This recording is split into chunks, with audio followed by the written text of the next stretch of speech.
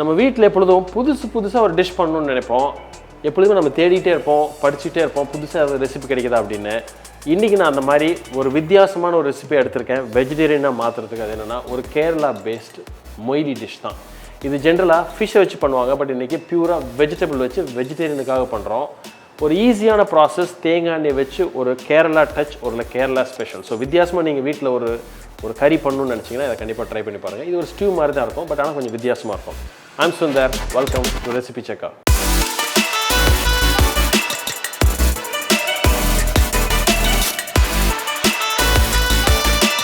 First இதுக்கு நம்ம எடுத்துருக்கிற வெஜிடபிளை நம்ம பிளான்ச் பண்ணிக்கிறோம். ஏன்னா இந்த குக்கிங் டைம் வந்து ஒவ்வொரு வெஜிடபிளுக்கும் மாறும். அதனால் கரெக்டாக பிளான்ச் பண்ணிவிட்டு அதுக்கப்புறம் நம்ம அந்த டிஷ்ஷுக்குள்ளே போகலாம். கேரட் இந்த மாதிரி நீளமாக வெட்டி வச்சுருக்கேன். இதை நல்ல ஒரு பாயிலிங் வாட்டரில் உள்ளே சேர்த்துக்குங்க. கொஞ்சம் பீன்ஸ் அதே அளவு, எவ்வளோ கேரட் எடுத்துருக்குமோ அதே அளவுக்கு பீன்ஸ் எடுத்துக்கலாம். கொஞ்சம் அதே அளவு பொடியாக வெட்டின கொஞ்சம் காலிஃப்ளவர், உருளைக்கிழங்கு அதே மாதிரி ஒரு கப். ஆல்ரெடி இந்த தண்ணியில் கொஞ்சம் சால்ட் நான் ஆட் பண்ணியிருக்கேன். ஸோ அதனால் நல்ல ஒரு கொதித்து வரப்போ அந்த ஸ்டேஜில் தான் இப்போ அதே மாதிரி வெட்டி வச்சுருக்கிற வாழைக்காய் சேர்க்க போகிறேன். ஏன்னா வாழைக்காய் கொஞ்சம் சீக்கிரம் நமக்கு வெந்துடும். இப்போ நல்ல ஒரு கொதி வந்துருச்சு. இந்த ஸ்டேஜில் என்ன பண்ணுறேன்னா ஒரு 1/4 ஸ்பூன் இதில் மஞ்சள் பொடி போட்டுக்கிறேன்.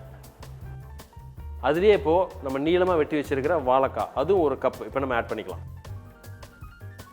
ஸோ இப்போ ஆல்மோஸ்ட் ஒரு ஆஃப் குக் ஆயிடுச்சு. ஸோ இதை இப்போ நம்ம ஆஃப் பண்ணிவிட்டு இந்த வெஜிடபிள்ஸை நம்ம எடுத்துடலாம்.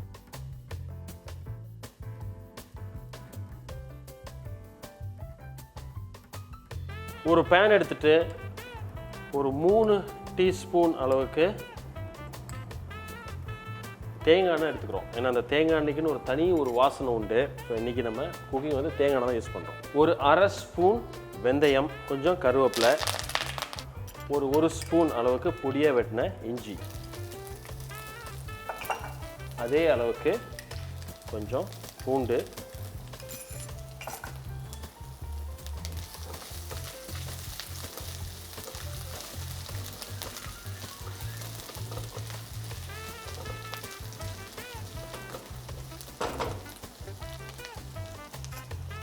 ஒரு 2 ஸ்பூன்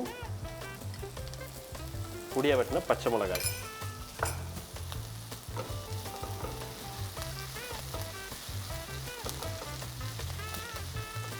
ஒரு 1.5 வெங்காயம் என்ன பண்ணியிருக்கேன் நீளமாக வெட்டி வச்சுருக்கேன். அதை நீங்கள் சேர்த்துக்குங்க.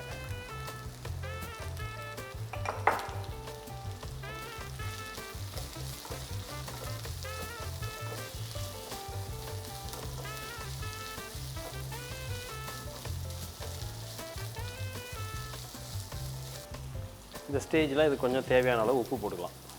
இப்போ நம்ம சேர்த்த வெங்காயம் ஓரளவுக்கு ஒரு டிரான்ஸ்பரண்ட்டாக கொஞ்சம் வதங்கி வந்தோடனே ரொம்ப ப்ரௌன் ஆக தேவையில்லை. இப்போ நம்ம சேர்த்த வெங்காயம் லைட்டாக டிரான்ஸ்பரண்ட்டாக ஓரளவுக்கு வந்தோடனே நம்ம பொடியாக வெட்டி வச்சுருக்கிற தக்காளி,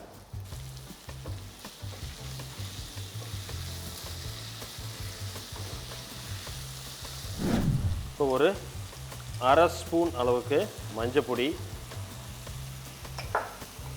ஒரு 3/4 ஸ்பூன் காரப்பொடி,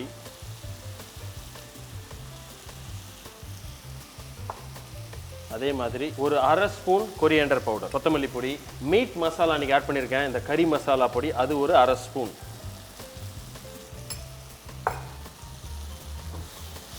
கொஞ்சம் லைட்டாக நம்ம இப்போ தண்ணி சேர்த்துக்கலாம்.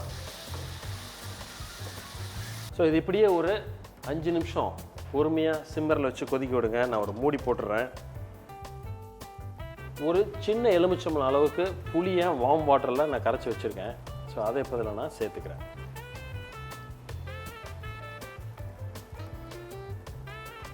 இப்போ புளி போட்டு நல்லா ஒரு 5 நிமிஷம் நல்லா குக் பண்ணிட்டோம். ரொம்ப முக்கியம் அந்த புளி நல்லா குக் ஆகுது. ஸோ இந்த ஸ்டேஜில் ஒரு 1/2 மூடி தேங்காய் நல்லா பால் அரைச்சி பாலை எடுத்து வச்சுருக்கேன். அதை இதில் சேர்த்துக்கிறேன்.